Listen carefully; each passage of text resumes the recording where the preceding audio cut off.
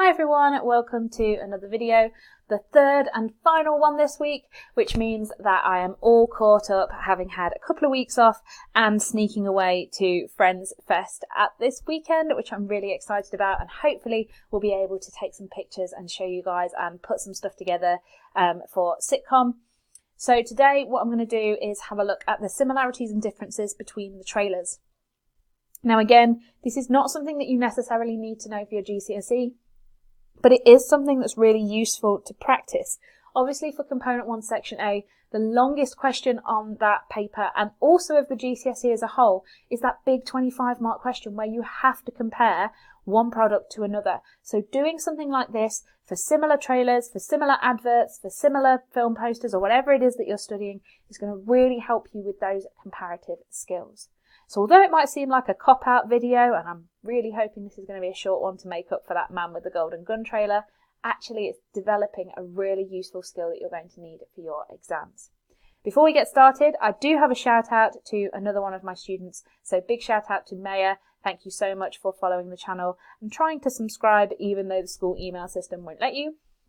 Before we go any further, if you want to know how to subscribe, keep watching until the end of the video and I will tell you guys how to do that. So, starting off then with our similarities. Both of the trailers use this fade to black and cut transitions, and these are really common in trailers because they're very, very simple to use. We also have the majority of shots in both trailers which are action sequences from the film. This is because the main genre is action, but also because this has to be exciting. When we watch it on television, when we see it on YouTube, it's got to be something that draws us in. And big explosions, big car chases, scenes like that are going to be something that catch our eye. Now we also have the iconic theme tune played in both, more so within The Man with the Golden Gun and less so in Spectre. And you tend to find that with a long franchise that the producers will try and include theme tunes in ways that are perhaps a little bit unique, so that you're watching it and you perhaps think, oh, what's this for? And then you get a little bit of that music and you suddenly understand what the franchise is.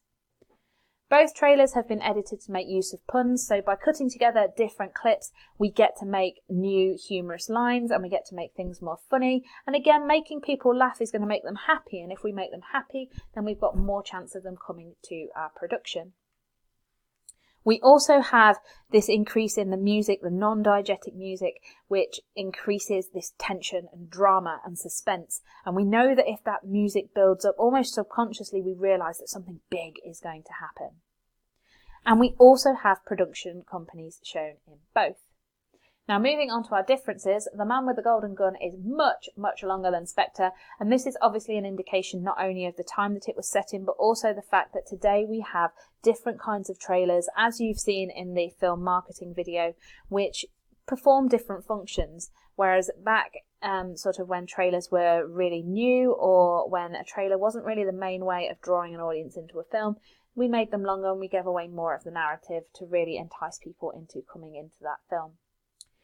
The Man with the Golden Gun, as we said, also gives away the majority of the narrative to the audience, whereas Spectre has more enigma, but we might expect that anyway from something that has that name, Spectre. We get a little bit of voiceover in The Man with the Golden Gun. Voiceover used to be something that was in every trailer, and you really don't find that very much today. Instead, it tends to be text on the screen.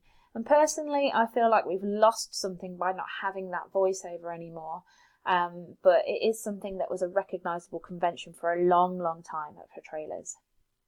The Man with the Golden Gun also references previous films. We do have a tiny little bit of that in Spectre, but not as much as we have in The Man with the Golden Gun at all. And we also have this repeated images being used in The Man with the Golden Gun. We have a little bit of repetition in Spectre, but it's not the exact same frame and the exact same lines and the exact same action which we have in The Man with the Golden Gun. The Man with the Golden Gun is also presented as more of an advertisement for a product or like an experience because it's so long. It acts almost like an infomercial, whereas Spectre tends to be more of an advert style trailer that we would expect to find today. It's certainly more of the length that we would expect. And finally, we also have Spectre relying on the audience to know the main actors and actresses within the production. We don't really have Daniel Craig's name pointed out to us at all in that entire trailer. So it acts as sort of this brand recognition, and we know that he stands for the brand, whereas virtually everybody who features in The Man with the Golden Gun is given some sort of credit and airtime. So really short video today, but still quite a few key terms. So as I said, the main aim for this video is to get you guys to practice those comparative skills. Just doing a plan like we've done there, a simple table of similarities and differences, is really going to help you with those comparative skills. So why don't you find another advertisement or another magazine or another newspaper front cover or another film poster and try practicing those comparative skills and putting them into a table.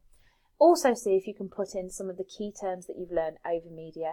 Perhaps do that over a couple of days so that you're really developing your skills and you're really carrying on with your media revision at home.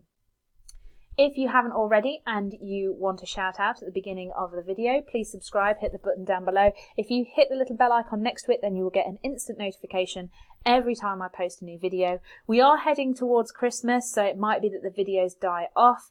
I do only have a couple more videos left to do on film, just to cover bits that are still up on the old channel. And then for all of you Luther fans out there and for everybody doing Luther, I will be moving on to crime drama. If anybody out there, teacher-wise, has already broken down the entire episode of Luther and would like to share that with me, that would be fantastic, as currently that task is making me want to run and hide because it is an hour-long episode compared to the half-hour sitcoms that we've done. If you do have any questions, comments, or you'd like to share anything, pop them in the comments section below or get in touch with me through Twitter at media_revision. You can also follow me on Instagram at GCSE Media Revision. I'm posting lots of different bits up there and it's sort of few and far between at the moment because it's bits that I'm doing in revision, little bits that I find that I think would be really useful, and it's for English as well as media, which is the other topic that I teach.